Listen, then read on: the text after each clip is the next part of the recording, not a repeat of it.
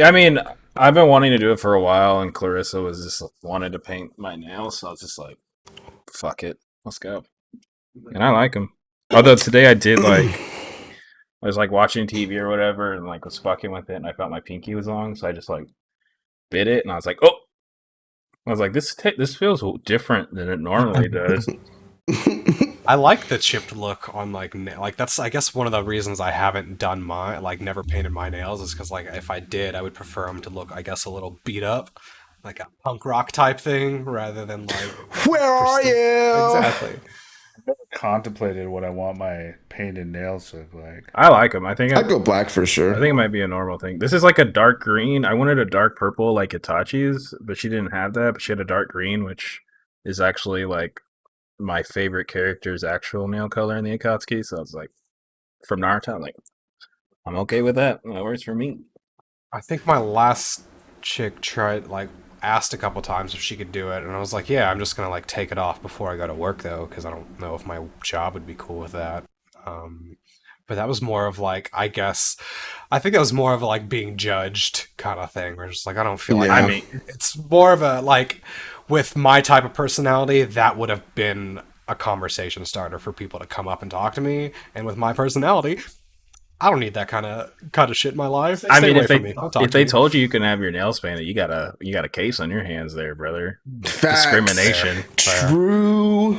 I just saw That's a winnable case, too, TikTok it's either a TikTok or a Reddit post of somebody applied for a job, and this person, the hiring manager, like texted this person back and was like, "Hey, sorry, I just honestly, you're just too old. I don't think you're gonna fit here." Blah blah blah. Ageism. Yup, and like that person was so bummed at first, and then all the comments were like, "Don't be upset. You have a very winnable lawsuit in your hands. Like you have it in writing why they told you they weren't hiring you." And I was just like, "Yeah, fuck it. Like that's dope. Good for that guy." Imagine being like the CEO of that company though, and being like, "Oh, this dumb piece of shit just cost me a bunch of money." Yeah. It would be Imagine if they just switched to Geico. 15%. 50%. 15 minutes, that's what they say. Not a sponsor.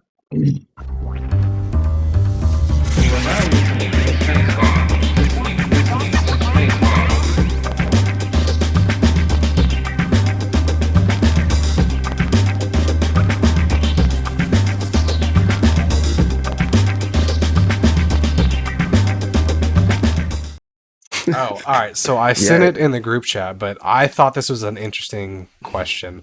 If you had the opportunity to get on an alien ship and travel like our whole galaxy for a year, like 365 days while you're gone, but when you come back, 15 years on Earth has passed, would you do it?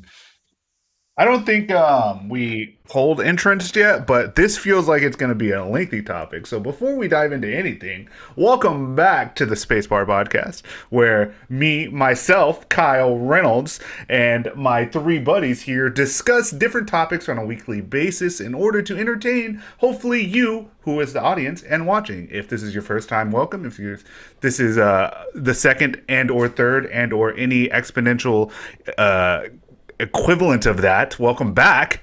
And I thought the topic was going to be lengthy. But no, here's the thing though. Kyle introduced himself 3 times and said 3 of his buddies whenever he was talking about us. I just want to bring that up real quick. He said, me, myself, and Kyle. Sorry. Well, this is actually now Space Kyle Reynolds podcast. That's what it is now. But I'm Drew. I'm Nathan. What was that? Right. I just have We're all set. the way I have my camera set up is Nathan's the biggest picture, and so we all said who we were, and then Nathan was just like, Oh, I didn't hear Eric. I think Nathan thought that someone hadn't gone yet and was trying not to overlap. oh, I it's can't 100%. smile too hard, bro. I got a I was a big smiling, staring at Eric Square, waiting for him to say, "I'm Eric." I was like, bro, shot, bro. that was great. Anyways, back to this question. In today's life, no, I couldn't give up like my life currently. But like 5 years ago, oh yeah, fuck it, I'm out, 100%. Fair. See, that's where I'm at, because like 15 years is a super long time. like my parents could die in between that time. Most of my immediate family could die, due to age or like sickness or unforeseen events.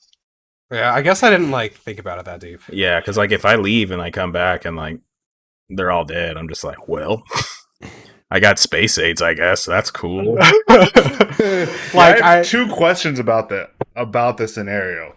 The first question is the most apparent to me is because you posted it as Interstellar, so am I coming back at my exact point in time as when I left? Like, or relatively close? I think so, because it's like an how hour or whatever time works in the real world, right? Like space and time. Yeah. Yeah, so like Well, my question about that, right? So if you deep dive into the interstellar scenario, right? So in the interstellar scenario, he was on the planet for an hour, but back on normal Earth, right? Like 30 years had passed, right? So if that's the time constant scenario, I'm not going to give up an hour for 15 years, right? You get what I'm saying? I thought it was a week. It's a year. It's 1 year equals 15 years? No, in this specific, maybe in Interstellar it was an hour, but in this specific scenario, you're gone for a total, like you're in space for a year, but you come back and 15 has passed on Earth. Gotcha. And the second point of my thing is, do I like come back with something, right? So like, Yeah, Drew came back with space aids, so it's really up to you. Like, because you got to think the main thing about alternate planets, right, is there different elemental compositions, right? So they're saying like there's very known facts that like on other planets and other meteors and shit, like the resources that are on Earth are not rare, right? So if I come back and I have a diamond the size of my body, because that's as prevalent as sand on another planet, that's hundreds of millions of dollars. Exactly. Right? You know, if I'm at a gift shop on fucking Uranus and fucking... How's that gift shop going? Yeah? That's a good one? Oh, yeah. I can get a fucking life-size diamond replica of myself for fucking 89 Uranus dollars. Fucking shit coins. They're actually uraniums. uraniums. You know what I'm saying? Like, I have to benefit somehow, right? So seeing outer space and That's other... not a benefit? That's not a benefit. I feel like that's a pretty Me, big that's a benefit. benefit enough. That's a huge benefit, bro. Like, I would have... Not to me. Like, I would have do you expected even Kyle mean? to not be about it, mostly because of his daughters or something. Not Well, no. Add 15 years to my daughter's life. I come back, I have like 175 pounds of fucking diamond, right? Exactly. Yeah, they're set. Yeah, your whole That's way lineage more is than set. I'm making at my desk job over the next 15 sure. years. But I True, think, like, but, like, even if I don't get to come back with anything physical or tangible, I think the experience, for sure. experience of one getting to live amongst another, like, celestial race and seeing how that works, getting to learn how they even, like, got advanced enough to put me in this situation, and then just wanting to know, like, what other planets are out there? Like, what other types of life forms? Because, like you said, that'd be crazy to go to another planet and be like, oh, they're made of diamonds, and then in a year I can go back and be the richest person on Earth. Like, that's cool, but I don't know. Like, it's also... I'm curious as to what other types of life forms are out there and just how they live in general. Like, what their day-to-day is. Like, because I do kind of think... I don't think the multiverse theory is, like, crazy. I think that's completely, like, plausible. Like, with the world, or with the universe constantly expanding, I think that everything has happened or everything will happen. So... You know the Omniverse theory, right? Yeah. So the Omniverse theory is like... That's what Eric has, right? No, it's Omicron, bro. Okay. All right, cool. Percy I-8, thank you. Got him. No, so every single black hole is its own multiverse, Yeah. right? So while we have our universe, and our universe is infinitely cloned with small deviations to large deviations, infinite amount of times, right? That entire isolated multiverse is the center, the tiny piece of matter at the center of a black hole. Right. And so there's multiple black holes, and that's called the Omniverse, right? So the Omniverse is a collection of all of the different multiverses. Yeah, I'm not really a big Ben 10 fan anyways, but the big question that I had going into it, I'm sorry I interrupted you, Nathan, but the big question I had going into it was, it would only be worth it if it was like the trip, whether it's a week or a year, if it's something like one of my favorite sci-fi shows or movies, like if they took me across the universe and it was anything like Star Wars, like watching the newest episode of Boba Fett, I was like, I remembered why I love that universe so much. Right. And I was like, if it's anything like that, I think it'd be worth the 15 years. But then that's the question, is you don't know what's out there. So is it worth the risk to go out there? But there's nothing to prove that it's not like that, though. Like, it's I guess a double-edged sword for, like, it could be or it couldn't be. But even if it isn't, I still got to explore places that literally nobody else is ever going to see. With aliens. Yeah, like, I get to be like, so what's the probing about? Like, they gotta be cool as shit. Yeah, bro. exactly. Like, Part of our foreign exchange. Alien booze, Kyle. right, but I'm also really curious to see, like... Because you still got to come back to Earth, and then, like, now you're, like, living in the past, you're broke as shit, you got no skills, you're, like, in your 50s, like... I don't know, at the same time, though, like, you could use that year to journal and, like, collect other science shit from other civilizations and stuff to, like, maybe be able to help when you get back here. Maybe you're the new Elon Musk that, like, actually knows what they're talking about. 4 digits like, of my phone number. That's why I said write it down and bring books, Kyle. Any math, arithmetic, or any alien science shit. Bro, No, but for real, without any guaranteed monetary benefit from returning from the space journey, it's going to be a pass on me. I think you brought up a good point, because I think you can probably equate it to be like, if you would go back in time for a year to, like, even the 1900s, early 1900s, you would, or no, the equivalent I'm trying to make is like going to advanced civilization and like living that life for a year, even if it's like visiting different places, they're obviously going to be more advanced in some places. So when you come back to Earth, it's just like if you like had to time travel back to like the late 1850s to like the early 1900s, you know what I mean? And you're just going to be like... I think the only difference would be that it's all right for us now, Drew. I mean, honestly, people post that question all the time, and I would never do that. Yeah, like, well, all of us are... The whole past sucks. Furthest I go back is 1980s. That's it. That's about as Not far. even then, like, all of us are of no mixed internet. race. Like, back in time does not get any better for any of us. Like, I feel like Drew's about to make a valid point. No, I'm not. I'm going to say I 100%. No, I'm not. No, I'm not. Okay. Not what you're What going to say. I was going to say, I kind of like fantasize about the world before the internet and like how... Oh, no, same. I'm literally about to say the same thing. Like, I think that's like the concept. Well, granted, I had it for a little bit in my life, but like just like not always being connected to everything and just kind of, I don't know. It's like something about it's just kind of like, that's such like a, like, it seems more relaxed and like you live more in the moment. Like, it's like, it's a difference between like now we have a cell phone on us, so we're reachable as long as your phone is alive, when 15, 20 years ago, it's if you weren't at home, you weren't talking to that person. Yeah. Like, but like, I understand that. I guess I could see how that would suck to come back and be like, well, now I'm back here. Now. But at the same time, the day and age that we live in a pretty comfortable day. Like, I can't see, like, I can't think of anything that would be so drastically different on like another planet that I would miss so much once I'm here. And that's just because I don't know what's out there, but like I just can't think, there's nothing that I can think of that I could like outside of just the world not being on fire all the time. Well, that's my thing, is like, I'm not talking about like, just simply take the scenario, you instantaneously fast forward until you're 43, Nathan. Now you're the same. I'm also. You have not excelled in life at all. You're just you now. Except instead of saying, "Oh, I'm 27. Everything's cool right now with you being 27," but you put yourself in that same situation. Except you say that number as 43. Like, I guess, but I'm also the type of person that if like the Click remote from Click existed, I'm fast forwarding all the fucking time. Like, I would have fast forwarded through this whole fucking week. I guess you come back and you're still only a year older. Yeah, like the time thing is getting me a little bit. That's what I'm saying. Like with Interstellar, he was gone for fucking ever, but when he comes back, like Earth is like a halo. He never comes back. He eventually comes. Yeah, he does. He comes back because he sees his daughter. Yeah, like he comes back. Yeah, he comes back. Earth is like a halo. He's the same age, more or less, he was when he left.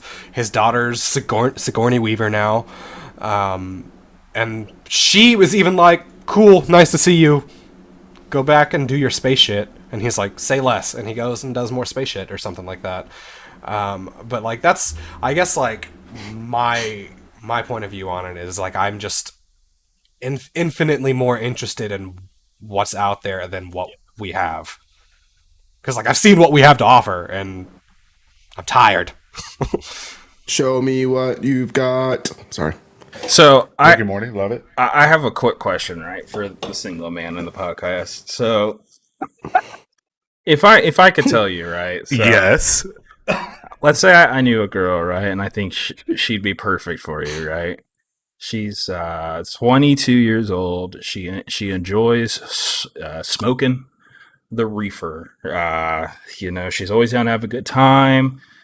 She's pretty free spirited, and she like strives to be independent and self reliant. Right? Would that not be something that you're attracted to? Would you not give her a chance for like a blind date? Just asking. I mean, yeah. Right. What if I told you that her name is Shauna Ray, if you guys want to open up my screen? Oh, this is a good topic. Yeah. No, I already know this. Her name is Shauna Ray, and that is. I want to watch the show. That is Shauna Ray. You said free spirited. You're not wrong. Pull up my Yeah. I've actually had this not this conversation, but I've had this thought in my brain. Like, obviously, it's not gonna be like just to keep like everybody on the same page. Like, it's not gonna be like, oh, I spot her across the restaurant. And Yeah. It's a thing. But like, if you somehow become her friend group and she's a super cool person, like I don't know. If it happens organically or whatever, maybe. But like, I don't think that I could forever see myself seeking her out.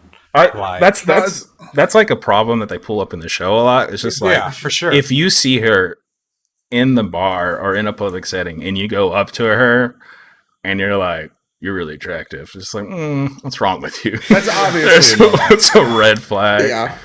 Yeah. Why don't you take a seat first, real quick? Why don't you take a seat? Yeah, like she definitely could if they ever There's an episode rebooted of To Catch a SVU about Predator. this. She's the girl, like for sure. It reminds me of that Workaholics episode with Chris D'Elia, funny enough, where like he's attracted to little boys or whatever, and they like try to get him to like go after gymnast chicks because they're like built like little boys. They're like flat chested, small, and skinny. Yeah, like I couldn't imagine like how frustrating it must gymnast. be. We apologize to all of the gymnasts that are listening. Hey, bro, that's not me. That was the writers of Workaholics. Like I couldn't imagine how frustrating it would be for her to try to find like genuine like connection with somebody, because like I feel like if that was me, in the back of my head, that's always the thought. It's just like they are interested in how I look, which you can say for most people is not necessarily an issue, but in this specific circumstance, when you look like an 8-year-old, like that's obviously a problem. That's like obviously problem number one, right? But problem number two is you got to think about it. You're looking at it from the negative, which is definitely the first way that anybody should look at it, because that's the most apparent. But the second is, it's like double hard. It's a double-edged sword, because if she ever even did organically connect to us, say she posted, she catfished, she faked it, she whatever. From the other side of the scenario, like for me, the question I posed to myself is that like if we were in the same group like we had the same friends, like I was introduced from like a mutual friend and we spent time as friends together for like years or whatever, and I developed feelings, I would never act on those because I don't think that I could handle living a life where everybody thought that I was a pedophile. Yeah, I couldn't Like, even if handle I had the outside general- pressure. I watched Right? the first. Like, even if I had general feelings for her, like real emotional feelings, I don't think that I would ever act Yeah, on them. I It watched sucks the for her. first couple episodes of her show, I Am Shauna Ray, and that's like a lot of the stuff that she talks about her love life is just like a lot of guys just have an issue with like people staring and like, which I feel like is Valid, honestly. but I do feel 100%. bad for her because she's still a 22-year-old woman. Right. But like Yeah, being the 100%. type of person that like the type of person that would be interested in her for the wrong reasons, like that is literally like one of, if not the worst type of person you can be. So to have people think that I'm that person, like I don't have, like, my ego's not strong enough to handle that. Like I couldn't walk around and have complete total strangers always look at me like I'm a predator or like I'm something that I know that I'm not, even especially because like this chick is of age, she's like perfectly legal. There's literally And you just legally got her on your nothing hip. wrong. Yeah. Like nothing wrong with the relationship like in a legal sense, but like I couldn't handle that judgment at all. Like cuz that can cuz once somebody associates something like that with you, like it's done. You're done. Like as you should be. Like once like somebody is that type of person, they don't deserve anything at that point. And so like I couldn't. And no shot, those stories wouldn't be run. Like whether for or not sure. it's like you're a complete genuine person and it's a genuine non fucking weird. Like I don't know how Right. anybody would ever prove anything. But Right, and then- say you could prove it. Like you take a lie detector test, right, or whatever, and like you're not attracted to children. Like honestly, they would say it anyway. I'm questioning my friends that would, like, if I have if I'm friends with somebody and they tell me, "Oh, check out this chick that I just matched with on Tinder. She's so fucking hot." I'm calling the cops. No, that's different though. Like no, I mean like if she's the chick. Like if my friend is like shows me a picture of her and they're that's like, different. That's like a swipe right on Tinder, right? A swipe right on Tinder is the same as approaching her at the bar, right? This is the scenario I'm posing is your friends first, right? Like you have no sexual interest in her, Right. obviously, and then you develop an emotional interest in her, right? right. No, I'm then saying I get that. I think I I'm could just do it, saying that like if personally. I just couldn't. I don't do think it. I Like, could. There's no way. I don't think I could Like, either. It'd bother me too, I don't man. know. Like I couldn't. But deal if with I the- knew your scenario was you would question your friend. If I knew my friend was generally just in her friend group first, right? Like if the first instinct wasn't romantic interest, Right. And I could believe that an emotional bond. I can agree because with that. even just like watching the snippets on her show, she seems like a really cool Yeah, person. she does. right? Yeah. Someone that you could hang out with, right? Like I could agree with that, but which is why I kind of use like Tinder as an example. Like you can only really get so much insight to a person on what type of person they are right through their swipe, anybody who profile. right swipes on Tinder on her Yeah. is 100%. She talks about that. Well, I Yeah, mean, like, not her it's specifically because she's famous. Yeah, Right. she It's talks about questionable. that because like she's like most of my relationships I have, and she's had apparently a lot of relationships. She's like they usually are toxic or manipulative or they're just not a good relationship. I'm like, yeah, probably because they view you like a fucking child and they try to tell you what to do. And then she also talks about how she doesn't like online dating because of the aspect of how she looks, that it only really brings in weirdos. But her mom suggested to do a matchmaker, and then that's what that picture is. I haven't seen that episode yet, but she gets matchmaked with a 6'5" buff black dude, which I think they did that on purpose for television. Because, 100%. yeah. But in that picture, she looks really into him, like 100%. She's doing like the eye thing. I don't even know what I would do in that situation. Like I would want to be polite, I guess, and like because it's not her fault she looks like that. I don't want to do anything to like Yeah. make her feel worse about herself, but at the same time, I don't want to do anything that could potentially put myself in a situation that could ruin lots of aspects of my life just from like being seen in like any sort of romantic situation with someone that appears to be a minor. Like Yeah. And then I mean, like honestly, like the third whammy would be like, imagine you find someone who's not a weirdo, and then you'll emotionally connect, and they're both emotionally stable enough, but then like he's a normal dude and just couldn't get it up because you look like a child. That's what I was thinking. Because Like, I literally right before you said that, I was thinking that like if she tries to be like sexually attractive, I'd just be Sexy. like, Yeah. like, Cringe. and Makes it honestly, worse, yeah. like even if she didn't look like the way she did, like it 22 is still too young for me. Like at 28, I don't know. I think it's like 5 years age difference for me is like a lot. Just because like the person that I am now versus the person that I was 5 years ago, like I've matured a lot. Like I'm not the same type of person. With my last relationship, I dated somebody that was like 3 years younger than me, and there were like clear enough things that like we would butt heads about sometimes. That was just because like it's just like that slight age difference where it's like also like I don't know. I 93 disagree to with like that. 96. But at the same time, I also think that like I've talked to enough women that like have talked to older guys, like significantly older, like older than 5 years, like a dude in his 40s dating somebody like mid to low 20s. Like I personally think that's weird.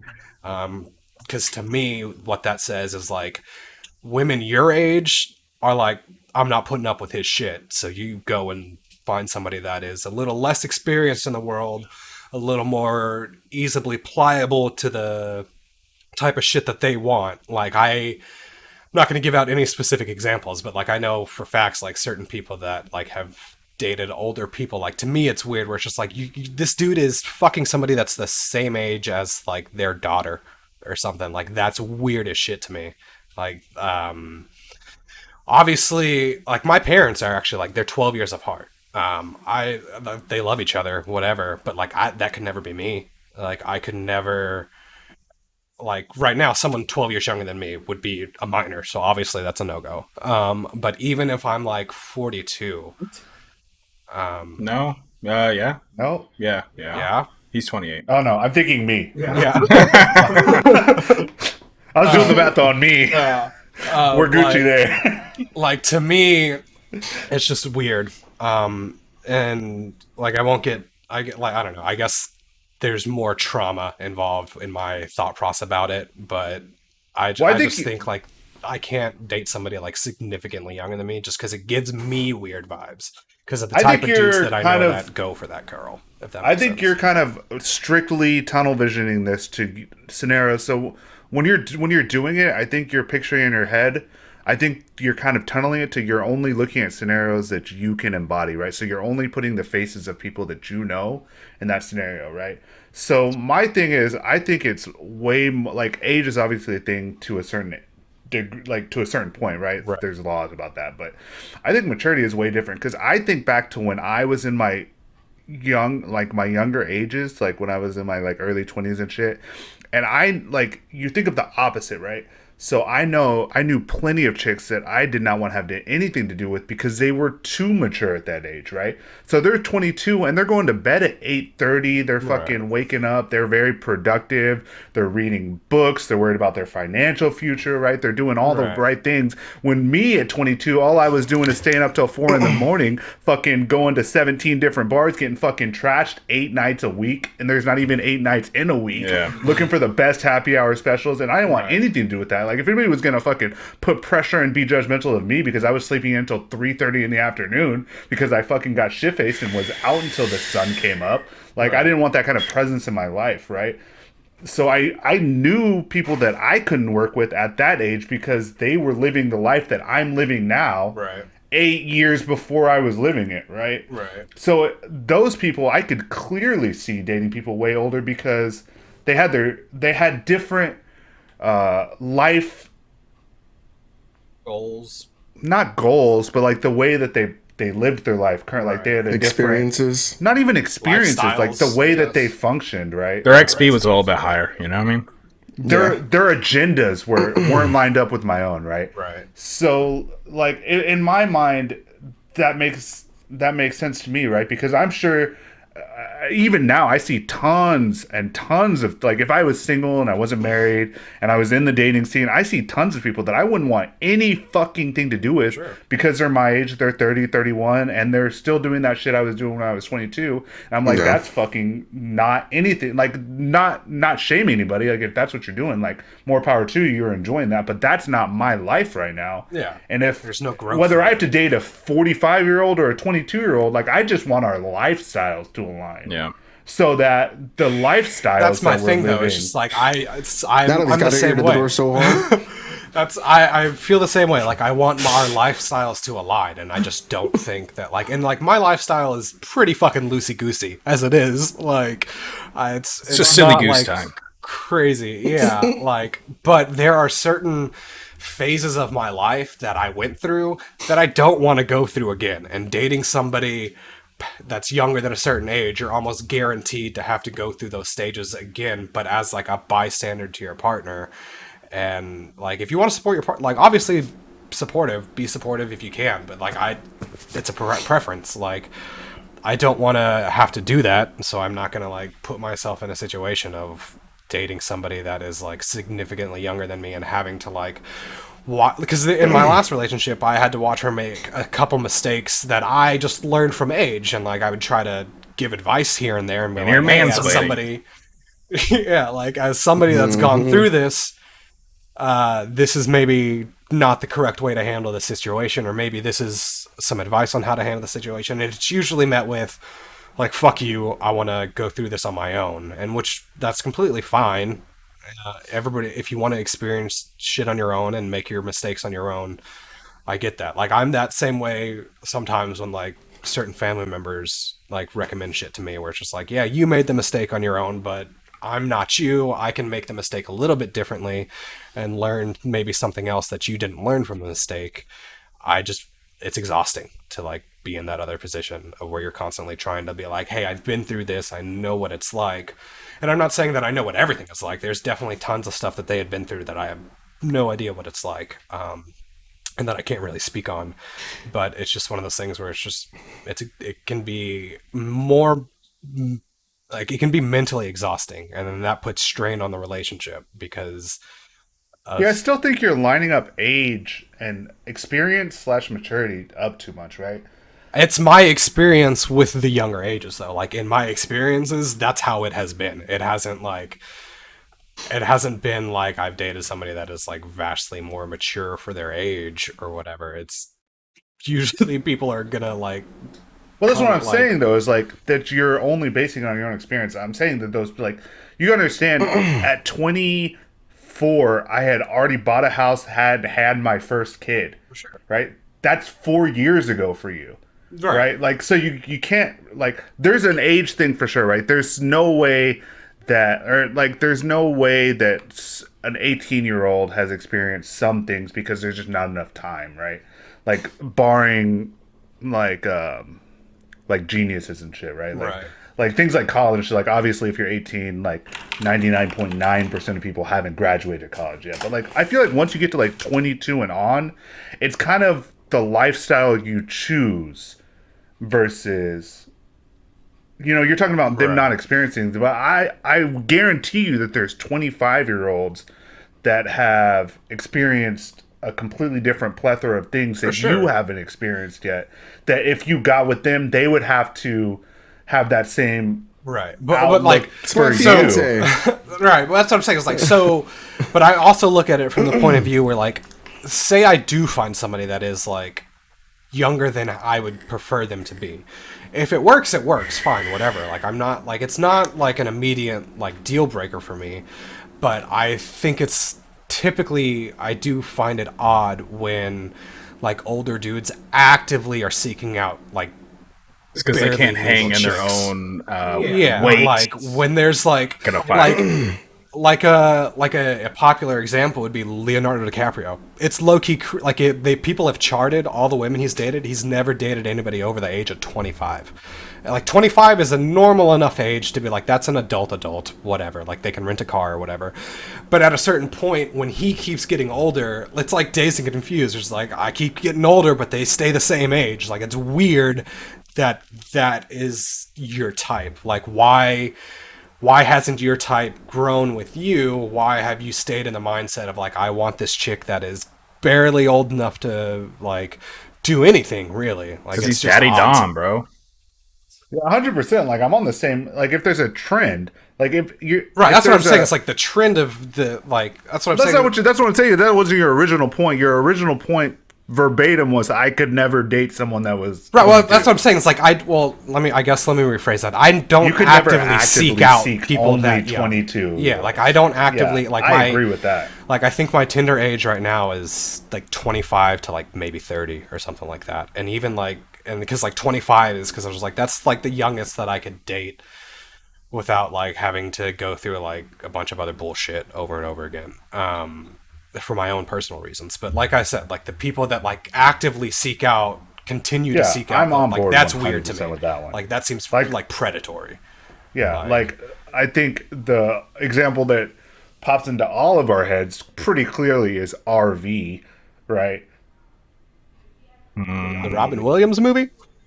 No, Hold up. Let me search to see what you mean. RV. the initials. I'm lost. Lost. Why don't you go ahead and type it in the? I guess I'm trying to think. I'm like RV. Let's see. What is it? What does it say? I'm trying to think of the initials RV. Yeah. Yeah, obviously that's a scenario where what you're saying is 100% true. But what I'm saying is like you're blanketing that across Right. all. And people, I right? definitely misphrased that. Like I think I should have phrased it as like I don't actively seek out people younger than like a certain age. For sure. Just because it's I don't know, like it is all even when I was in like high school, I thought that shit was weird. Like when I'd be talking to chicks and they were like, oh yeah, like That's a different barrier though. yeah, oh for sure. That's definitely a different like there are lots of dudes that I hung out with in high school that I was like, oh it's cool, I get to hang out with older dudes. And then now I'm like, whoa, that was fucking weird. Like I haven't talked to somebody in high school since I was in high school. Like unless they were in somebody's family that I'm dating or something.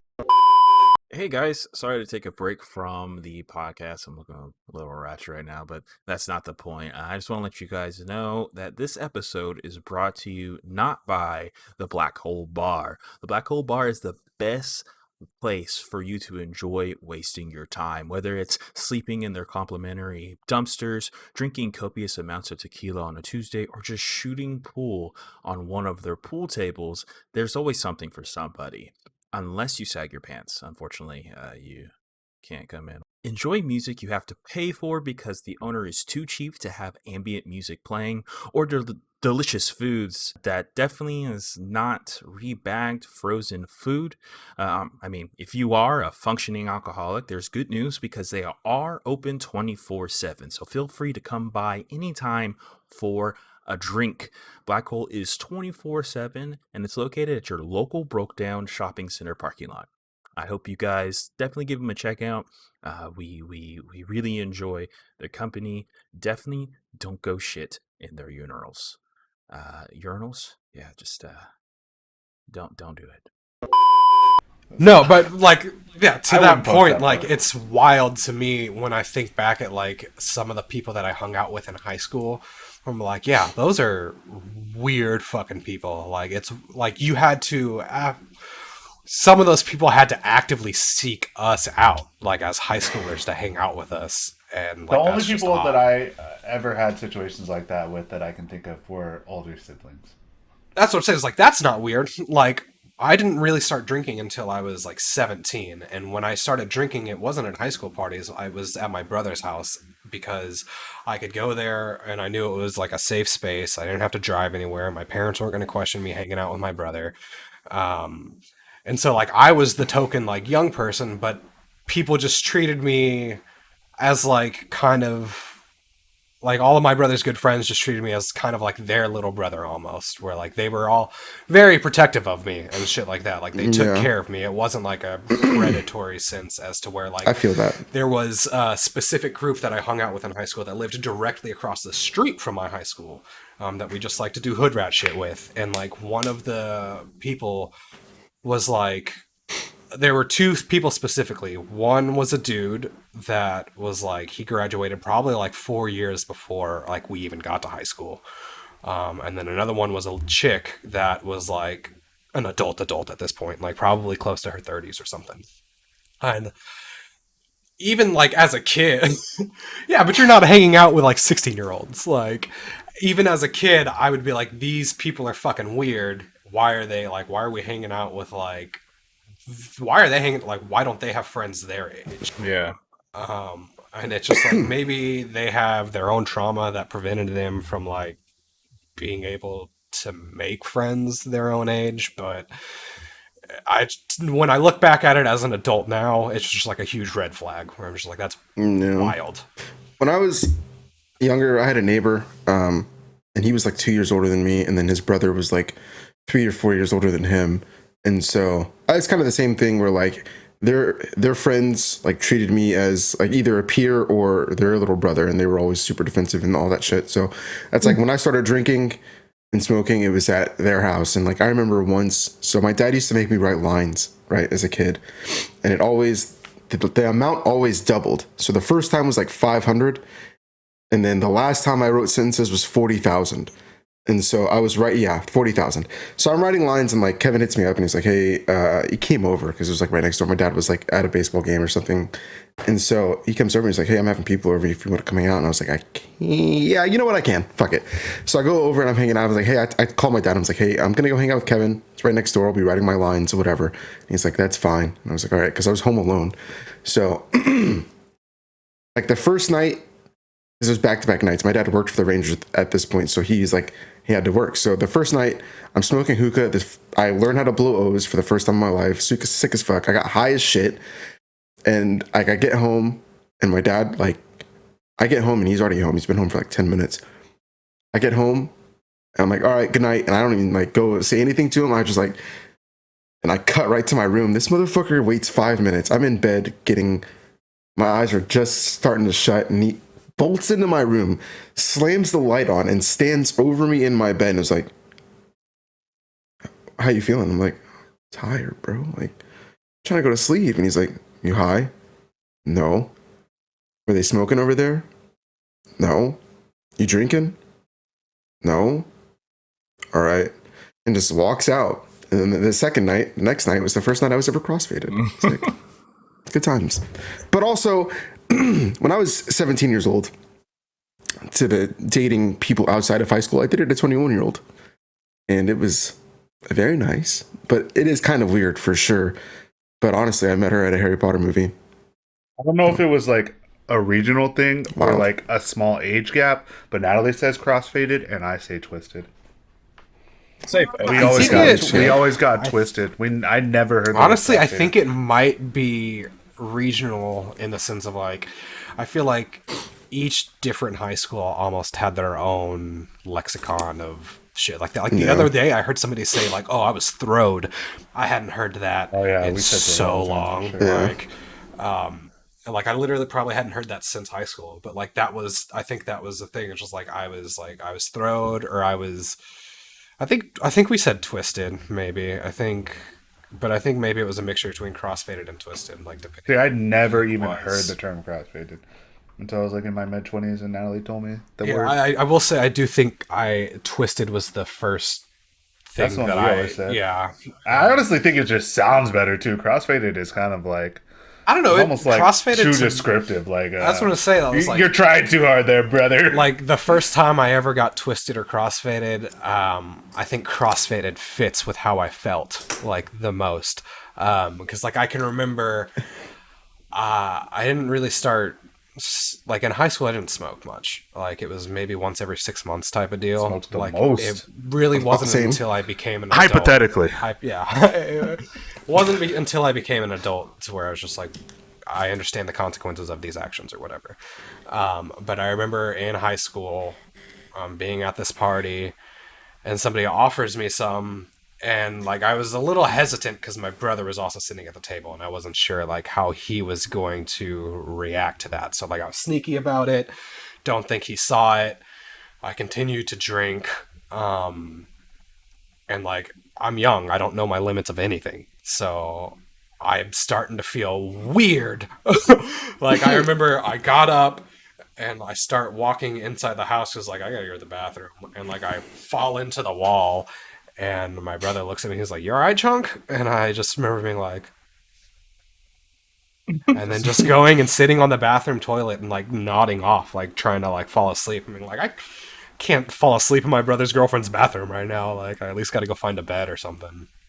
But that was like, I think Crossfaded was more accurate than like because Twisted to me, I feel like you can get twisted off anything. Yeah, like well, Twisted to me, I guess feels like I'm still in control.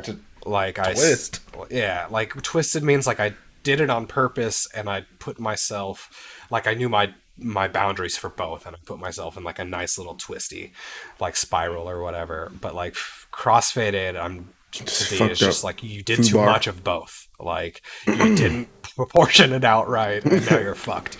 Like, and that's like one of the worst feelings ever. Well, getting twisted tea is the easiest way to black out. You know what I mean? See, one big hit and you're just knocked out. MD 4040, MD 2020. Literally one big hit with a twisted tea and it's donezo. Dude, Four Locos. Me and Clarissa went triggered. We went to a gas station to pick up like seltzers or something one night, and they had Mad Dog 2020. And I was like, I kind of wanted to try it again. Be like, was it like really worth it back then? I've never had something cheap and dumb. It was something cheap. Yeah, that was alcoholic. None of it was worth it. I kind of wanted to try it one more time. I'll probably take a sip and immediately be like, we should just throw the whole bottle away. I've wanted to try it. Like 100%. You're gonna pour it out. I've always wanted to try it because I've never had it. Like growing up, I either did Four Loko or Juice. Also not worth it. Neither of those are. I never had a Four Loko. OSE. I never had a Four I remember Loko. like You never had a Four Loko? Yo, Four No. Loko in its prime Bro. Four Loko. Bro, was if like, you had two cans Prime of those Four at night. Loko, Oh my god, you're bro. probably eligible for some sort of class action The most lawsuit. guaranteed God, way to bro. black out for a night. We used to. Me and Tanner used to have this thing, right? So this was a great thing we used to do, right? So we would get into situations, and then we would say, "It's gonna be a chill night." And does anybody play the game? Right? Like I'm about to trigger a bunch of fucking people, right? Before you play the game, and if you think about the game, you lose. Yes.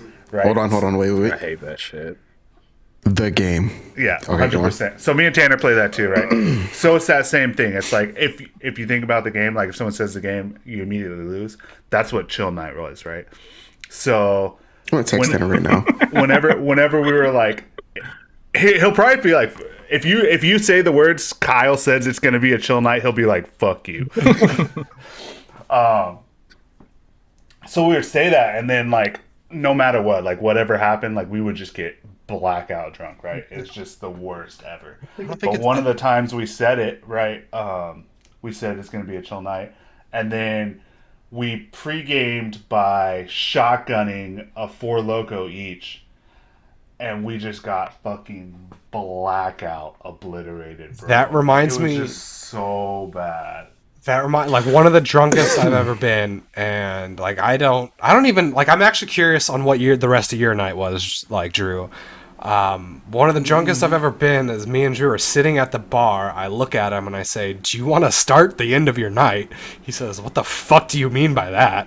And I say, "You want to take some nuclear rainbows." Oh god. So for our listeners, when we bartended our bar, and I don't know if this is like a. Let me preface this real quick. This was at the end of basically Tequila Tuesday as well. I'm pretty sure.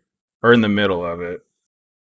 It was, yeah, I don't know when it was because I left. Wait. You're gonna have to elaborate on those, to put a pause in your story, Drew, would you like to elaborate to our Elaborate listeners my and viewers on what elaboration?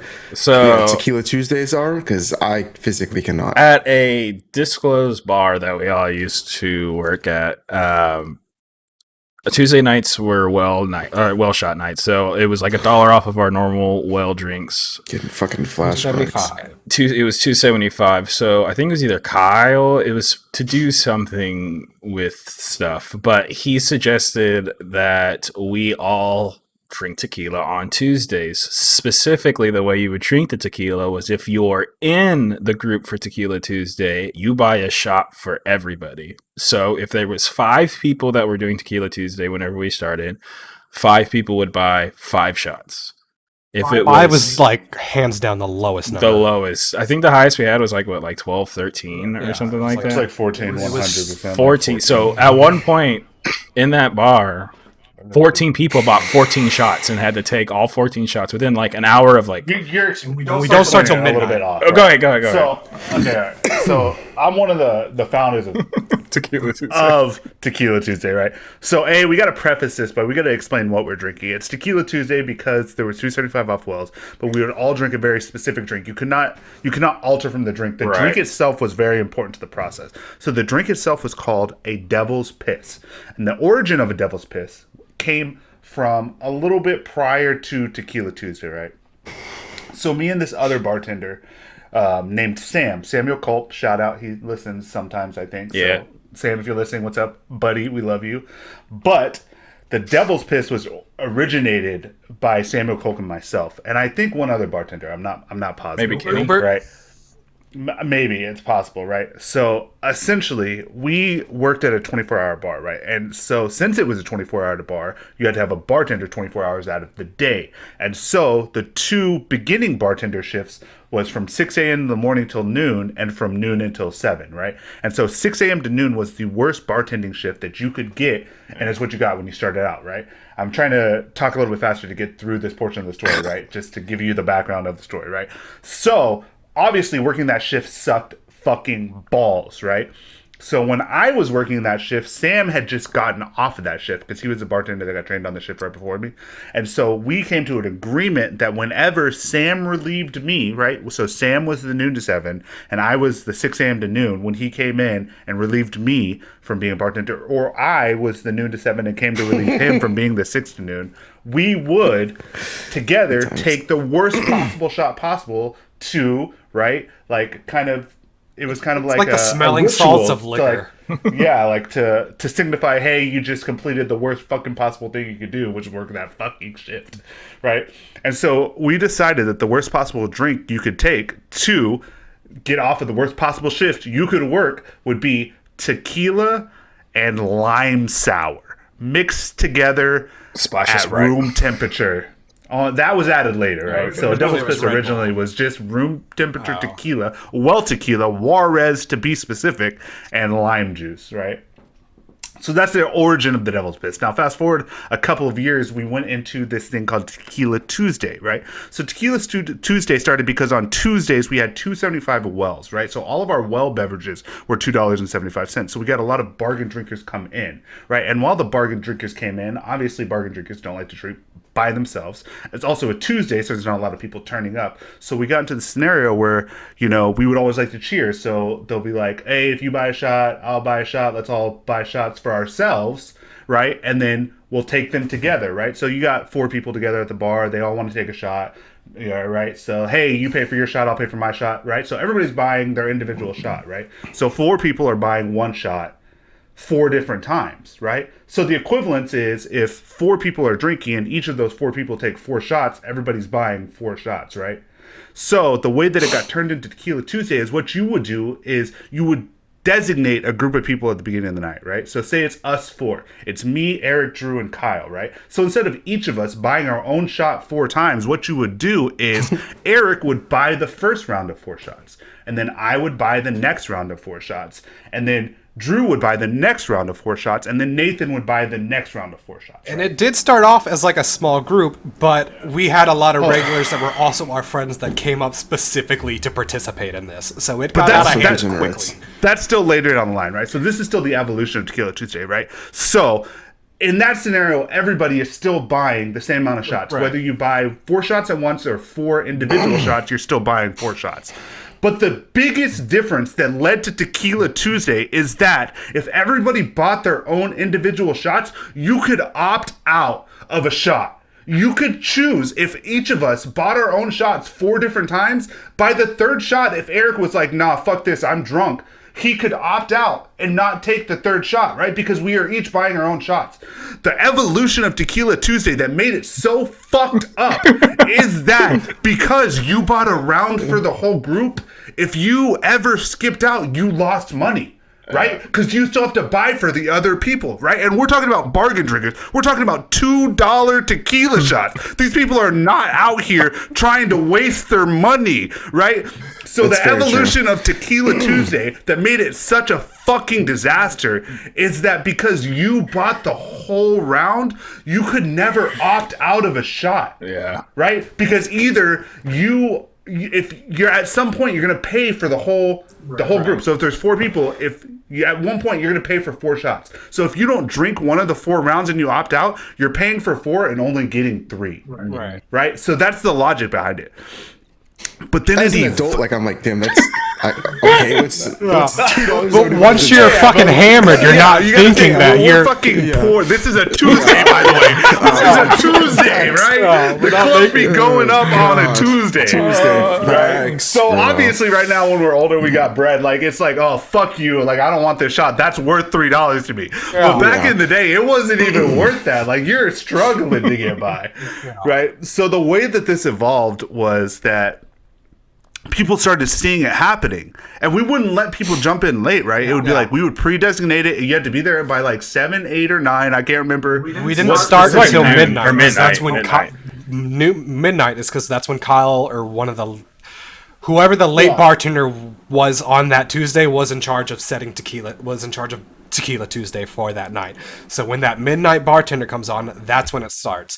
And we have until 1:45 until we stopped serving alcohol to make sure that everybody got their round in. So on nights where it's like 4 people, like how it started out, where it was probably mostly just employees plus like Tanner, more than likely, wasn't too bad. But eventually our other friends started seeing how this was going. And our other regulars were like, this is fun. We want to participate in this. So it was a legitimate roster. Like it was a known thing. It's Tuesday. Be here by this time or you're not participating. And it was such a bummer to not participate, to sit at the end of the bar and watch everybody else. Not as fun. Like FOMO as fuck. So at a certain point, like the highest it got to, or the highest that I can remember is about 12 or 14. I know one year my birthday fell on Tequila Tuesday while I was working as like a bar back, and I distinctly the last thing that I remember is washing dishes at the bottom of the bar, talking to some chick about something, and then the next thing I remember is using the pool tables to keep my balance to try to walk around the floor at 2 a.m. to pick up alcohol, and then I think it was Kyle gets on the speaker and is like, what the fuck are you doing? Come sit down in the sugar bucket of shame behind the bar. The sugar bucket of shame. And so I just sat there for a while. I think someone went and got us McDonald's, which I proceeded to football spike on the ground for some reason. I sent a picture in the group chat of my night. I ended up falling asleep in the parking. When I black out, I have this thing where I don't get in my car, but I like to know where my car is, and I go and I lay next to it. In this specific instance, I'm parked obviously in a parking lot, so it's just me fucked up, laying down next to my car, playing with some broken glass on the ground. Round. Looks like we had a 7-man roster this night. Yeah. Yeah. Brandon. I remember like Mark would call in sometimes because he'd work at the airport. He would call in and be like, I want a part of Tequila Tuesday, get my shots ready. Yeah. But so that's Tequila Tuesday. Tequila Tuesday is just full of debauchery. Part of the reasons why I can only I will take a shot of anything other than 2 liquors if somebody buys it for me. If somebody buys me a straight shot of tequila, I'm not taking it. If somebody buys me a straight shot of Rumple, I'm not taking it. Anything else, I'll take. I'll be polite, but Tequila Tuesday has the only way I can drink tequila at this point is if it's in a margarita. It was years. It was years Like, before I could drink tequila. Sometimes the smell Yeah, of tequila still I'm is slowly starting to edge myself back into good callback, back into tequila. But like, yeah, I'm literally getting chills on my back as we speak, thinking about this. But back to the original story. So I look at Drew and I ask him, do you want to start the end of your night? And he says, what the fuck does that mean? I say, do you want to take some nuclear rainbows? And so a nuclear rainbow, I can't remember what exactly it was, but it's a shot served in a martini glass that's layered with like liquors, 7 or 8 different liquors on it. At the bottom, Everclear. And we would, no, that was this night for sure. But we were, you're only getting 1. We're not serving you, and that's the only thing you're getting that night. Once we serve you that, we're not serving you any more alcohol. So we would always preface that with occasionally people, like real customers, would order it, and we'd have to be like, that's fine, but we're not serving you anymore after this because it's going to fuck you up. And so Not real customers got the drink. Everclear didn't come in it because that's illegal. You can only put it in like Jello shots in Texas. But so I tell Drew, let's take nuclear rainbows. He's like, oh, fuck it. Yeah, sure. Our head bartender at the time that night says, because you're employees, I'm going to give you a treat, and adds the 9th liquor of Everclear on top of the other 9 liquors.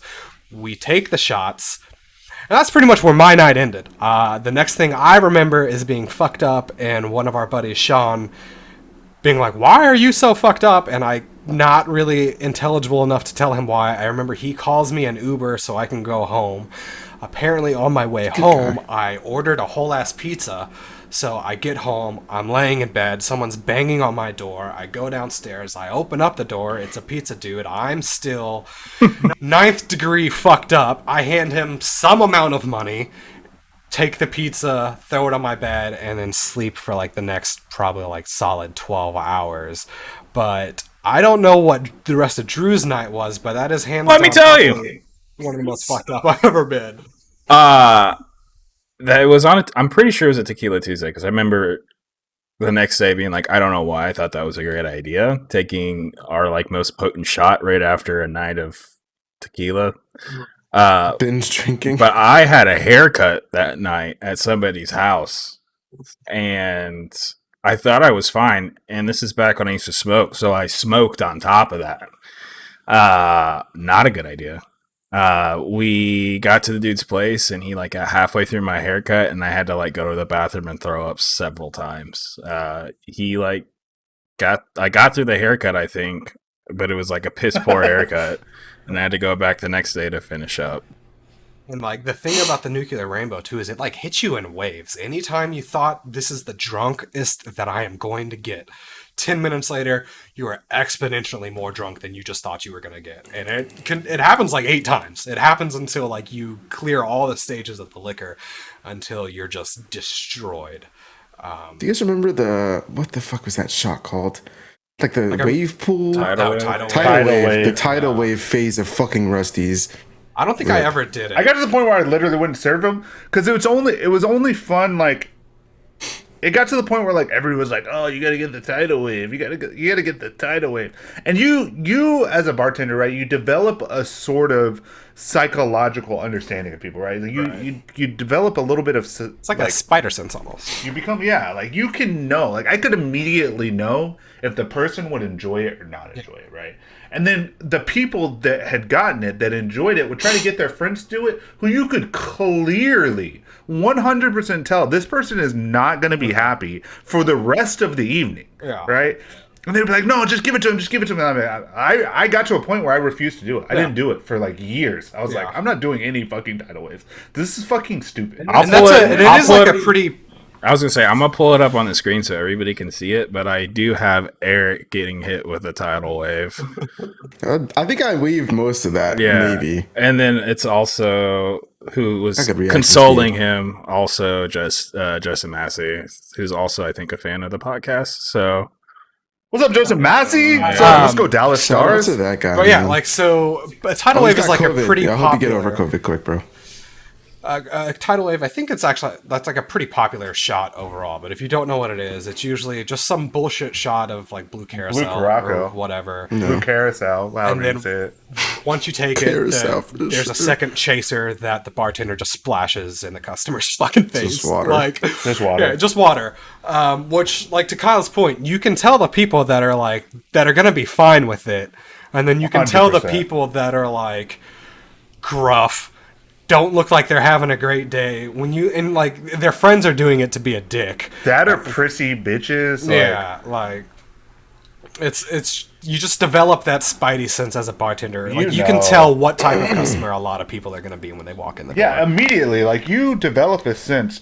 Like, Usually by their reaction of asking for their ID, you can tell what type of customer that person's going to Yeah, be. not even just like from tidal wave. Like, generally, like, if you're ever getting bad service at a bar, whether or not you think that you're giving off a vibe, it's because you did something to make that bartender think that you're not going to be a great tipper. Like, Yeah. Yeah. unless it's just like dumb busy, and you're like, when it's dumb busy, like sometimes some people are too timid, Yeah. right? And you can't tell that they want something, right? If there's 40 people at the bar, right, and you have a half full drink, and maybe you're ordering something from your buddy, or you want a shot and you haven't ordered a shot in the last 3 drinks, they're not going to know you want a drink, right? So you're just being too timid. Like, you gotta let them know, like, especially if you're like, you're not making eye contact, right? You just got your drink, right? Like, one thing that I've always found that I learned from being a bartender is that if I'm at a bar and I want something, like, you have to designate the next moments of your time to getting a drink, right? You put your phone down, right? You put the menu down. You don't look at the TV. You just stare at the bartender, right? Whether you think it's rude or not, you stare at them until you make eye contact for 1 second. As soon as you know that they know that you made eye contact, right? They should come to you. And if they didn't, you did something to make them either mad or to think that you're a bad tipper. Yeah. You've probably been, maybe you've been there in the past and they recognized that you ran up a $60 bar tab and then probably tipped like We $10 don't or forget. some shit. Like, yeah, we remember. We make at that bar. I will say, I guess, was a little bit better at paying the bartenders hourly wage than a lot of places. Like, granted, it still wasn't like over minimum wage or anything like Well, that. it's different but it was because better the bar than was most. slow, Yeah. right? When you run a slow bar, you got to pay the people more because a lot of the time they're not making shit in tips. Yeah, like the 6 to noon shift, like Kyle mentioned earlier, I think they did make minimum wage because it's like you're not going to get a whole lot of people in here getting drunk from 6 a.m. to noon. You're not going to make a lot of tips. But the other you would bartenders, on for the days. most part, yeah, some days, like we did have like nurses that came in and like people from GM that came in for a little Good bit old that were GM great crew. clientele, Fair but eventually we had like some other bartenders that kind of like scared them away and ruined it for everybody else. We would get service industry too, like people that Yeah. work at overnight bar, like overnight restaurants and shit. Yeah, but yeah, it's literally just like you get there, you look at them, maybe throw up a hand. As long as you've been cool, they're gonna come to you. Yeah. If you have to wait, look inward. You know. But I think Tequila Tuesday was definitely one of the more unhinged, fucking like Moments of our lives. yeah. I agree. One of the more sane things that I enjoyed was our icing phase. That was fun. where we- That was fun. we- Yeah, I have a solid those icing are good. now. Those are like, good times. There was one day where I I've spent got a ton of videos. yeah, same. There was probably one day where I spent like a good 15 minutes trying to set up getting Eric, where I pretended to do a magic trick and pull out a quarter from his ear, but when I came back, it was an ice. Like we literally were drinking just between us and our friends. That's the only reason we had to order Smirnoff Ice at our Yeah, bar, is 100%. because nobody was drinking it, so we just started icing each other. We had to, And we got so upped the creative order with it. quota. Too. Yeah. Yeah, a lot. Like it was, I remember I got Drew with a to-go container. That was my. or I think I had that video somewhere. yeah, that was the beauty That was of a it. chef's Is kiss just one. seeing how creative you can get with it. And it never bothered me because like I can't drink beer. I'm allergic to hops. So growing up, I drank a lot of Four Loko juice and Smirnoff Ice. Who So for started me, it that? was just like whatever. I can't remember who started. Icing, I don't know. It probably just It got just popular. it gave on, me like, it gave me a mean heartburn. Yeah, bro. I don't remember who started it, but there's a snap on there's like a timeline on my phone where in one night I get like 5 people, like multiple Yeah. times. Yeah. Like we went through probably like multiple 6-packs a night because like once you get somebody, they have to get. I had a video of. Oh wait, that's me. All 3 of us. Yeah. I got 3 people. Ice. There's Drew. There's Kyle. That's Nathan. Yeah, that's Yeah. I'm not in that video, big dog. short-haired There's Nathan. Good. Oh, yeah. That was bro. probably one of the more like manageable habits that we had. That was like Yeah, that was a good everything we did was in good fun, but Tequila Tuesday usually did not end in good fun. It usually ended. No, in, like icing definitely like gave me like a will to live. Yeah. Honestly, like getting through work was a bitch, and I'm like, yeah, I can't wait to go to later and fucking ice somebody. it was Not the name drop. Sorry, but yeah, like I think that was probably one of the. I can't wait to go to undisclosed bar and ice somebody. Tequila Tuesday that landed on my birthday. I do know that it was from midnight to 1:45, and this is probably the most that I've ever drank in a single night ever. You were pretty Not to drunk. mention I a remember that. 2-hour period. Yeah, there were. I think that night there were like 12 people on the roster for Tequila Tuesday. And then on top of the Tequila Tuesday, I had regulars coming up to me and buying me shots because it was my birthday. So I took 22 shots of tequila and Fireball that night. And which is another reason I don't drink Fireball anymore. Yeah, I'll never drink Fireball again, bro. that I was never a big fan in general. I've been out. I used We to had drink a just ton of gotten it, Fireball. I think. Like when we just got it, I drank a lot of it just because it was new and it was something else. But since I used to live with this then- dude, and we would drink a handle a week. And like, yeah, ever since that time in my life, I'll never do Fireball again. I've been out like drinking at a bar, and like I can tell a glass hasn't been washed properly because I can taste the fucking cinnamon on the glass, and it's ruining like Or it Rumple ruins the Mints. entire drink. I'm just like, yeah, I'll just buy another drink at this point. Plus, like, Fireball's- just get this shit away from me, bro. It's one of those alcohols that it's not it's good thick. in either state of like temperature. If it's hot, it's fucking gross. If it's cold, it's fucking gross. Like it's I prefer it gross or syrupy. cold, Yeah, I do too. which is gross. I prefer cold as well. The only I really enjoyed Fireballs. Balls. Angry Angry Balls. balls. Yeah, Yeah, I could probably I thought still those do were it that really way. Yeah, like No, plus I that's like could one not. of with me not being able to drink beer. That's one of the few like car bomb type drinks that I can like participate in, and like yeah, that's fun. I don't mind it. It doesn't taste Yeah, bad. I'm so sad like, you never had a Irish car. Irish car bombs are so good. They're like Towards the end of my Chocolate work day, I milk. was drinking a lot of Irish car bombs. A lot. What was With it? Bash Guinness with and Jameson. Guinness, Guinness, with, Baileys, and Jameson. Jameson. 3/4 Jameson and 1/4 Baileys in a shot glass dropped into a pint of Guinness. Yeah, I mean, half. they're a very pint, good. like, yeah, tastes like chocolate milk. and they get you fucked, bro. Like you get drunk off those. Like I don't think that I could drink more than like 3 or 4 of those a night. I mean, even now, I think if I were to just drink one Angry Balls, I would be drunk. I mean, But also, simply I have just- a very low alcohol. I still want to have I an don't think- undisclosed bar reunion, but I know that will never happen. With I'd be no down for an desire undisclosed bar to- reunion. I have no desire, bro. Honestly, I think there's if a big we enough could- if rift we could- between so many people in that group. Look, I'll talk. It's Shut up. not- My thing is like if we could get a scenario where we could book the place where the server and or all of the patrons were no one that I ever knew, I would happily go there with y'all, right? It's not like the place is bad. Like the place is really cool. The setup is cool. Like the spacing is cool. Like all of that's dope. It's just like I'm not trying to like see a RB. bunch of those people from that point in my life. Oh, for sure. Like, You think Like, a bunch of at those all. people are still going there? 100%. There's- Some I of those can't people have been going there for Sure. decades. yeah, That's like true. Decades, bro. That's, like to That's true. Drew's point earlier, like you three are pretty much the only people that I hang out with. Like, there's maybe a handful of other people that I see very seldomly, but for the most part, like you guys are the guys that I talk to on a daily basis. Yeah. And it's because alcohol wasn't the basis for our relationship. Like we all have mutual interests that we have all like bonded over, each individually and each like as a group, The Yeah. people that we don't talk to anymore are the people that, like, alcohol was the only thing keeping Yeah. that friendship together.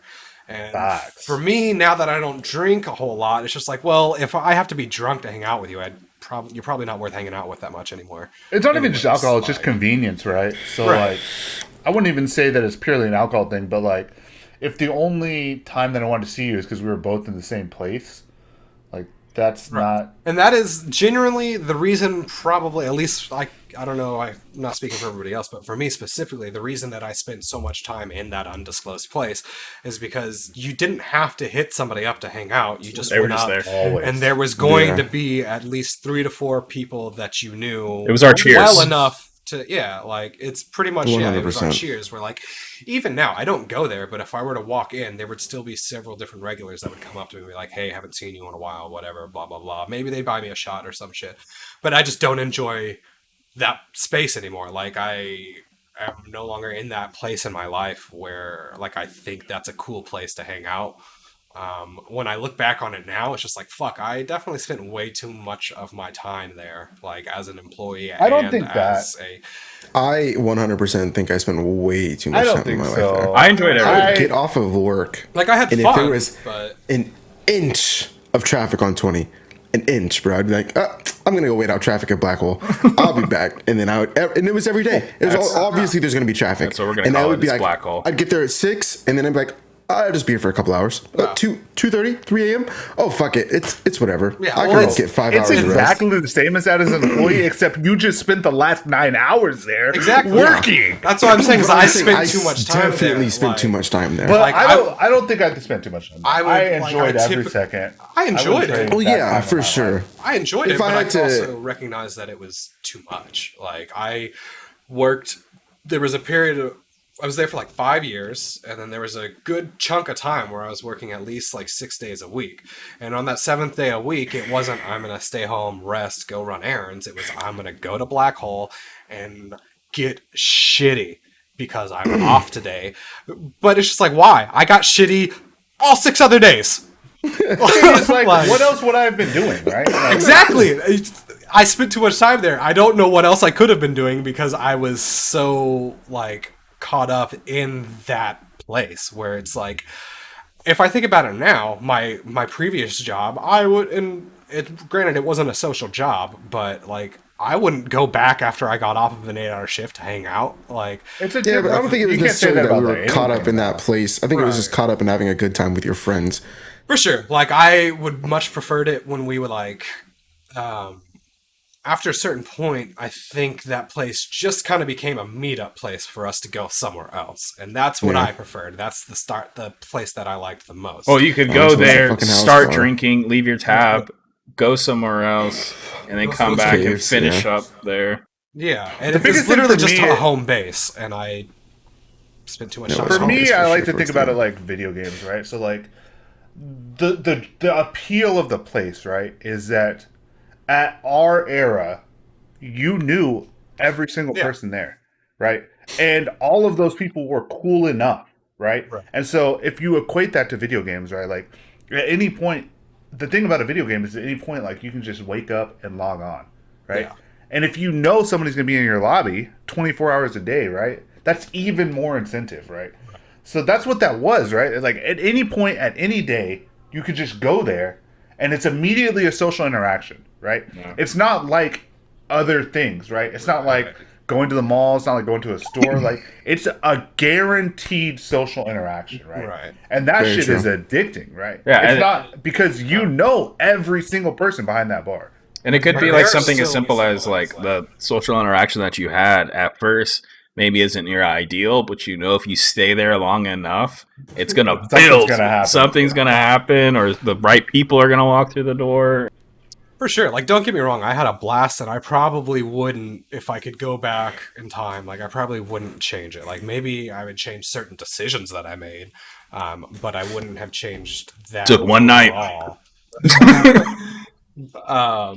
But like now it kind of like looking, but I guess now I look back at it from like a place of growth where like I'm no longer at that stage of my life where like there are still some people that we were friends with that still actively live that way. And to me, it's just like, all right, whatever. Each person wants to live their own type of life, but like to me, that's just an unappealing lifestyle at this point in my life. Like, It is, but it wasn't at the time. So my Right. biggest thing is like, I like to look back at it, and I like to look where I am now, and I like to think that I experienced a lot of things that Edit. Yep. other people didn't get to experience, right? for sure. Yeah, for sure. You get the stories that we tell today generated there, right? Even if they're of a branch, right? A branch off, like the trunk is there, right? right. You know, and that has value, right? To Plus, me, at least. We all met each other there, so Yeah, no, for sure. That's what I'm saying. It's like I wouldn't redo it because that's how I got to meet you guys and shit like that. Like I was brought into the BlackHole from an ex-girlfriend. Like she met Drew at like a job interview or something, and then they went there to hang out one day, just to We've already, kill time. we've or already whatever. given our background arc, I think. Yeah, and so like that, like I wouldn't change that, but I would probably change like the fact that I literally would spend almost every single day there. I'm kind of with Kyle on that. I don't think I regret spending all my time there because it was, I don't know. There's always something fun going on. It seemed like for a no, for majority. Yeah, they were pretty fun memories. No, Like, I know. honestly, I just feel like in that era, like we have forgotten more good times Oh, for sure. than other people even had in that Yeah. whole So, insane timeline. To give you a perfect example of stuff that we'd forgotten, we recently went to Eric's engagement party. Both Eric's stepfather and mother came up to me and said, "Hi, nice to see you again. Your hair's gotten so long." Whatever. I looked his stepfather in the face and said, "Have we met?" I was so drunk the whole time that we were there. I completely forgot. Like, I had no memory of these people. Multiple Like, times. He's met the man Yeah, multiple times. it was so jarring to me for some reason that like I could I'm not talking like remember 6 or that. 7 Yeah, times. Like Easily he has met my stepfather. yeah, like it just like that's more of an it's probably for me it's more of like a drinking thing where it's just like it's crazy that I was drinking so much at so point that I'm so curious as to what other things I forgot. No, that used to happen. Yeah. 100%. That used to happen to me all the time. They would come up, be like, "Hey, man, like, blah blah blah blah blah," and like say personal stuff. I'm just like, I've never met you a day in my life. What's going on? Here? Because I was How'd you get this information? I was I always do under this all the the time. How do you know that? So I honestly know for a fact that I was like the epicenter of that whole universe for like a good amount of time, for like a solid consecutive years. Like I was the epicenter, and like I know for a fact that there are people telling stories that I am the center of. Don't stroke That- your ego too hard. Yeah, Kyle. I have no idea. Motherfucker. I mean, I like. There's no doubt in my mind. Like, I mean, there's you're not wrong. There is I'll no give you doubt an in my example. mind. There was one time where I went to, it was right before the iPhone was coming out, and like it was the day before, and so I went and I got fucking hammered, and I'm like hanging out with Kyle. Kyle, like it's dead. It's 3 a.m. I'm drunk. I'm kicking it. Right, Kyle's cup of like water. chilling, bro. He's just, yeah, we're just sitting there. We sat there for like 2 hours. I was like, all right, Kyle, I'll be back. I'm gonna go see if there's a line. So I drive to Best Buy, and Best Buy's like a mile down the road. I go to Best Buy, no line. I come back, I'm just kicking it. I did that for 3 hours, 3 more hours until like 8 or 9 a.m. until the phone release. I get the phone, I come back to BlackHole to hang out with Kyle. Like I just have like such little slivers. Like I know for a fact that after 2 a.m. there was times where I would clear the whole Cove area and country dance with people over there. Like little stories like that. Like I've worked with over 42 waitresses. Yeah, Damn. Like the Toblerone Damn. story, that's definitely a story that gets told. that's funny. That's a great 100%. Like, and that's kind of I've forgotten more waitresses than most people worked Yeah. with at Rusty's. I worked with there for 8 years, bro. That's No. 2 full high schools. I can only remember certain waitresses. But yeah, like no, it was like to Drew's point, it was a very like Cheersy-esque type thing. Like, especially with like after a certain point where our GM was like super hands off, and then the owner was like literally legally not even allowed in the fucking building, like during certain hours, to where like we could run the bar how we saw fit. Like, yeah, and we did. Like, granted, within like we didn't TABC do fucked up guidelines. shit. Yeah, like everything was illegal. yeah, but it was like fun. It was fun. It was a very super homey fun. environment. It was like we'd bring our PlayStations and Xboxes to hook up on the that was the TVs shit, after yep. 2. We'd have literal Chromecast snowball movies. fights. We'd have movie nights. Y'all bought probably Cards don't know Against this story, Humanity. right? This is an amazing story. It's probably be our last story, yeah. Oh yeah, we're way over. So I don't remember the exact year, but I remember I was living with Tanner still, and my buddy Ricky was back from the Marine Corps, right? And Ricky had a Sierra, and it was one of the times. Obviously, if you don't know where we worked a place that was open 24 hours, and they did not close for weather, right? So this is At one of all. the ice storms. Obviously, it wasn't as bad as the ice storm of fucking 2021, but it was bad. It was very bad, and I had to go into work, and so I'm at work. And my roommate Tanner comes up there, and my other roommate Ricky comes up there, and they bring a truck and a mattress, and they bring rope, like climbing rope, and they tie the mattress to the tailbed of the truck with the climbing rope. And there's no one on the roads, there's no one in the parking lot. The parking lot is empty. It's a huge parking lot, and I think Annie was there, and I think Annie's roommate was there. It was like 4 dudes and like 4 chicks. And we're doing fucking crazy ice donuts in the parking lot. And people are riding on the mattress attached to the truck in the parking lot on this ice day. And we're all just fucking shithouse, right? Because we're drinking $6 pitchers, fucking taking $2.75 shots. It's an ice day. Like, nobody's fucking there. Yeah. That shit was crazy. I know that was the last story, but that like sort of reminds me because they never close. Whether it was for weather, we had no running water, no power, never closed. No power nights were my favorite. No power nights were were also my favorite night because we would take bottles and we would drink those bottles and we would have to. It was such a good time. Those are just.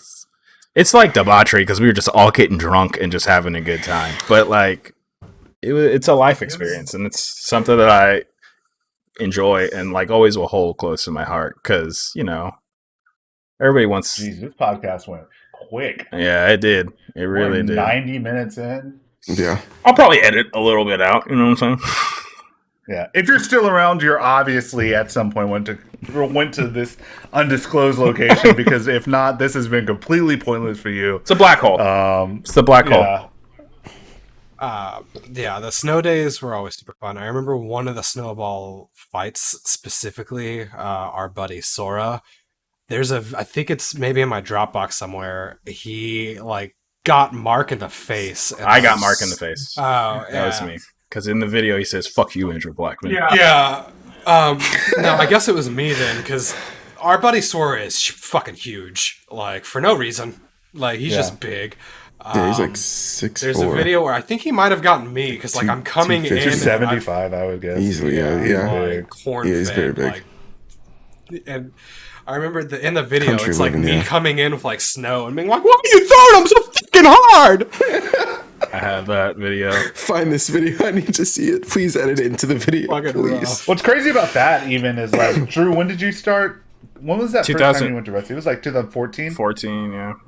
You got to think that I started in 2011, which means I had 3 solid years before y'all even showed up to this story. Mm-hmm. That shit's crazy. Well, we probably had like 2 solid years of working there before we could even drink. Yeah. I remember celebrating I my worked there for 21st 6 birthday months before I working. could drink. No, like I think maybe me and Drew probably started off at like 19. I think I might have started working there 2013 because I think I worked there a whole year It was. before. It was earlier. Like, did I already- because I I already started had going there a- in 2014, 2015. Yeah. Natalie was probably already pregnant when y'all started coming, huh? Oh. I think so. Wait, 2014, November 14 is when Charlie was born. Oh, well, then I started working in 2013, 100%. Yeah, like Yeah. yeah, because I think Matt I might was have living been in pregnant. Austin when I went there for the first time. Moved to Austin right after. Yeah, I guess it makes sense that I wasn't with Natalie for All I know is- very beginning portions. Yeah, And I have photo evidence of it. Is the highlight of my BlackHole career is that I was customer of the month. I remember we used to do that. Good times. Well, I guess we should. One free drink. yeah. Yeah, we should. We should end it Yeah, here. my one free This is drink definitely the for the longest one. $3,500 I spent that month. Fuck out of here.